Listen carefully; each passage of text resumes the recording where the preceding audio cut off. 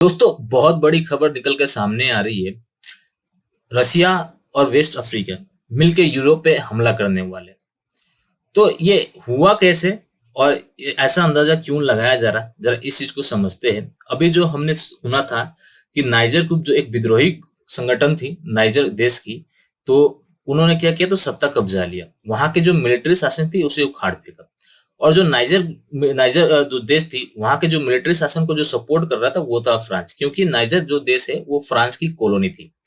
तो niger group जो विद्रोही थे वहां के, उन्होंने क्या किया, तो वो सत्ता कब्जा ली और फ्रांस के जितने भी एम्बेसी थे उन सब में आग लगा दी और फ्रांस को वहां से खदेड़ दिया। पर ये हुआ कैसे, जरा इस चीज को समझिए।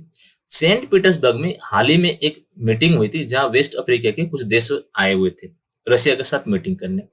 उस मीटिंग में जो नाइजर ग्रुप है, जो नाइजर देश की विद्रोही ग्रुप, उनके जो लीडर थे उनके मुलाकात होती है रशिया की प्राइवेट आर्मी जो वैगनर ग्रुप थी। हाल ही में हमने वैगनर ग्रुप के बारे में बहुत सुना होगा।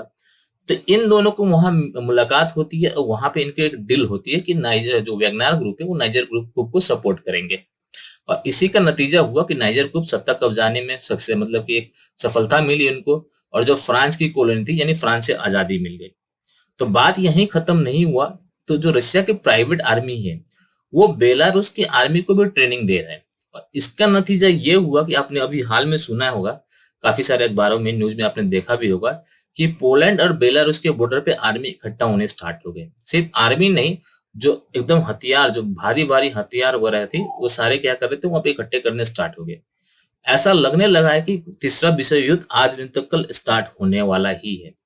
तो इन सब का एक असर ये है कि देखिए, रसिया का जो पुतिन साहब है उनका एक मास्टर प्लान था कि रसिया को, सॉरी, वेस्ट अफ्रीका को अपने फेवर में लेके आया जाए। और इसी कारण थे कि उन्होंने क्या कि अपने प्राइवेट आर्मी को भेज के नाइजर ग्रुप को सपोर्ट दिया और उन्होंने फ्रांस की जो कॉलोनी नाइजर थी वहां पे सत्ता कब्जाने में वो, मतलब कि उनके सक्सेसफुल हो गए।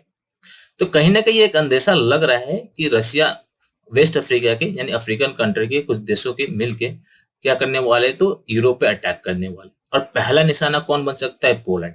और पोलैंड पे अटैक करने का मतलब क्या हुआ? पोलैंड तो एक नेटो का सदस्य देश है। अगर पोलैंड पे अटैक होता है तो सारे नेटो वहां पर आ जाएंगे। उसका मतलब ये हुआ कि वर्ल्ड वॉर छिड़ गया। तो देखने वाली बात यह है कि क्या ऐसा हो पाता है? क्या रसिया पोलैंड पे अटैक करने रशिया पोलैंड पे अटैक करेगा? अगर रशिया ने पोलैंड पे अटैक कर दिया तो समझिए वर्ल्ड वॉर स्टार्ट हो गई।